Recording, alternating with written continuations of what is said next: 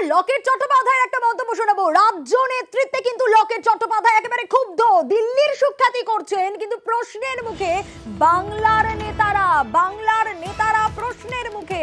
যতদিন যাবে তত বুঝতে পারবো। হারের পর লকেট চট্টোপাধ্যায়ের এই মন্তব্যে কিন্তু ইতিমধ্যেই জল্পনা তৈরি হয়েছে।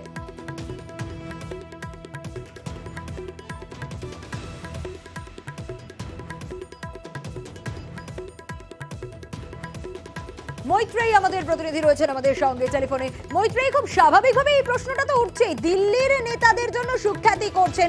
আমি আসবো মৈত্রেয়ী তোমার কাছে, তার আগে একটু লকেট চট্টোপাধ্যায় কি বলেছেন দর্শকদের শোনাই।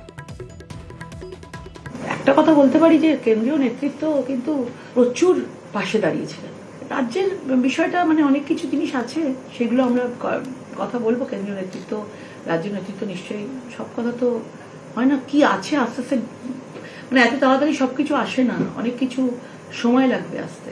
যত দিন যাবে আমরা অনেক কিছু বুঝতে পারবো, সময় লাগবে। এবং এই পরাজয় মনে হয়, এটা আমি মনে করি না এটা আমাদের সত্যিকারের পরাজয় হয়েছে, কেননা আমাদের বহু মানুষ বিজেপিকে ভোট দিয়েছে এবং বিকল্প হিসাবে বিজেপিকেই চায়। হয়তো আমাদের কিছু ভুল থাকতে পারে, তো অনেক কিছু বিষয় আছে, কিন্তু আমাদের ডেফিনেটলি আমাদের পর্যালোচনা করতে হবে।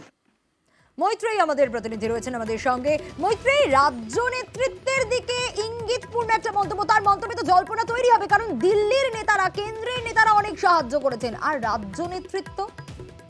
দেখো, এই প্রশ্নে কিন্তু লকেট চট্টোপাধ্যায় চুপ করে রয়েছেন। তার মুখে আজকে যখন তাকে জিজ্ঞেস করা হয় যে এই যে পরিস্থিতি হয়েছে তিনি পর্যালোচনা করছেন কিনা, তিনি কিন্তু স্পষ্টতই বলছেন যে তিনি কেন্দ্রীয় নেতৃত্বকে সব বিষয়টা জানাবেন, কোথায় সমস্যা, কি কারণ, এবং যদি তার কাছে সমস্ত এবং তথ্য সংক্রান্ত সবকিছু নিয়ে তিনি কেন্দ্রীয় নেতৃত্বের সঙ্গে কথা বলবেন।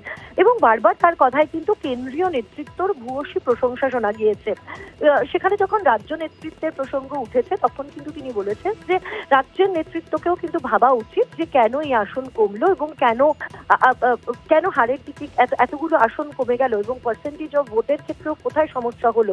এবং ঠিক আছে, দিলীপ ঘোষের কথার সুরেই কিন্তু শোনা গিয়েছে লকেট চট্টোপাধ্যায়ের গলাতে উঠছে। সেখানেও কিন্তু তিনি বলছেন যে এই পরিস্থিতিতে নেতাদের চুপ করে থাকা উচিত, নেতাদের চুপ করে কর্মীরা কি বলছেন, কেন এরকম ফলাফল হলো সেটা শোনা উচিত।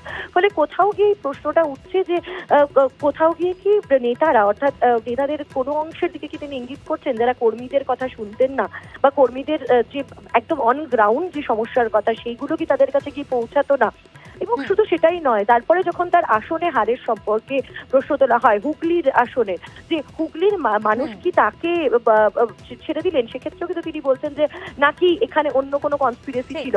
তিনি কিন্তু পরিষ্কার বলছেন যে হুগলির মানুষ তাকে অত্যন্ত ভালোবেসেছে। ফলে সেখানে কনস্পিরেসি থিওরির দিকেও কিন্তু তিনি একটু ইঙ্গিত দিচ্ছেন। এটাই সবথেকে বড় প্রশ্ন, একটা কনস্পিরেসি থিওরির দিকেও ইঙ্গিত যাচ্ছে লকেট চট্টোপাধ্যায়ের মন্তব্যে। বেশ মৈত্রেয়ী।